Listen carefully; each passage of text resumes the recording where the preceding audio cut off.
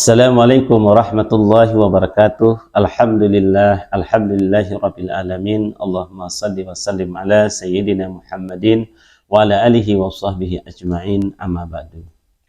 Puji dan syukur kehadirat Allah subhanahu wa ta'ala, selawat serta salam sama-sama kita sanjung sajikan ke pangkuan alam Nabi besar Muhammad sallallahu alaihi wasallam.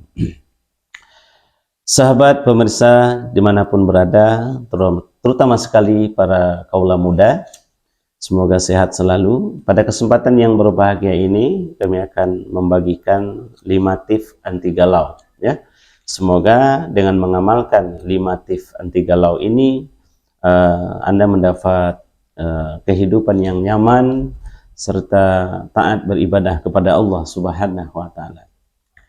Yang pertama adalah kita mengambil dari sebuah ayat Al-Quran, firman Allah Subhanahu wa Ta'ala yang berbunyi, apa kata Allah?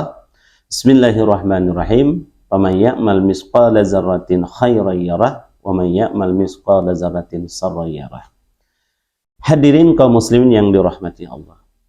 Kita sebagai generasi Islam mempunyai kesempatan, memiliki kesempatan dalam melakukan terobosan dan beramal baik di atas permukaan bumi ini. Kata Allah Subhanahu wa Ta'ala, siapa saja yang mengerjakan amalan, walaupun amalan yang kita lakukan tersebut sebesar biji zarrah, sebesar biji sawi, kecil memang, tetapi karena amalan tersebut baik, maka Allah akan memberikan dan membalas dengan kebaikan.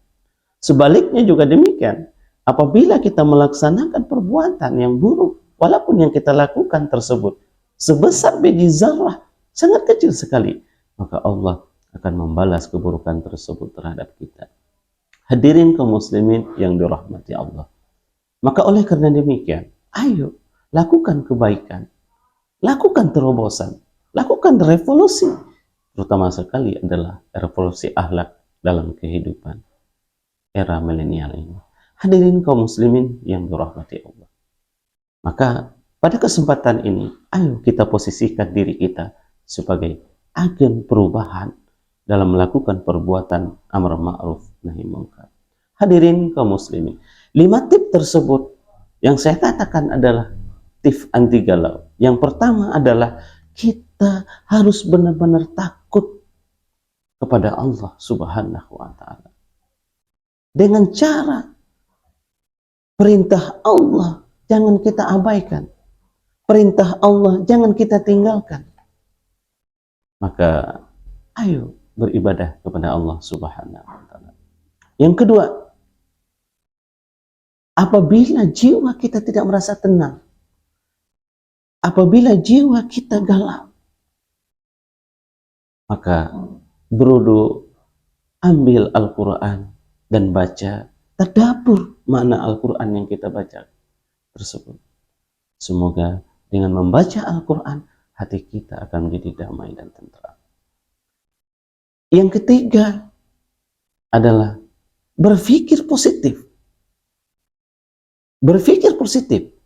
Yang kita maksudkan di sini adalah setiap langkah gerak kita dalam berinteraksi sesama manusia, kita harus mendahulukan pikiran positif.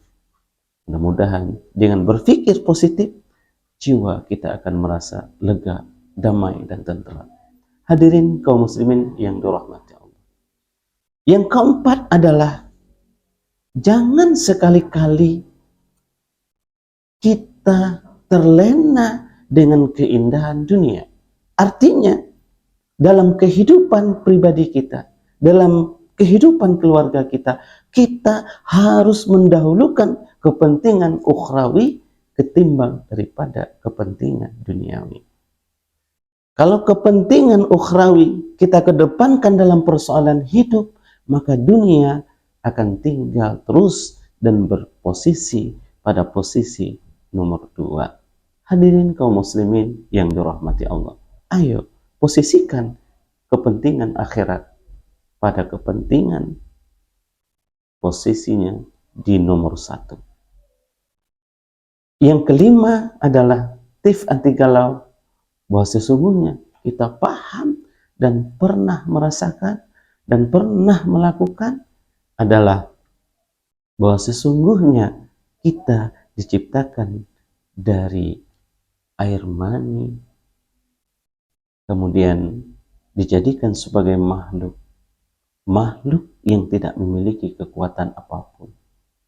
Karena yang paling tinggi, yang bisa mengatur, yang bisa merubah kehidupan kita tersebut, yang bisa mentakdirkan kita untuk menjadikan orang sukses, tidak ada lain adalah Allah Subhanahu wa Ta'ala.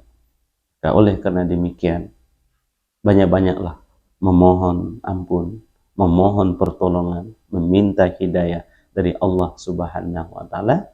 Maka saya yakin sepanjang masa kita akan senantiasa dalam makhluk yang bermanfaat di atas permukaan bumi ini, dan mudah-mudahan kita kelak disatukan oleh Allah bersama Rasulullah SAW dalam surganya.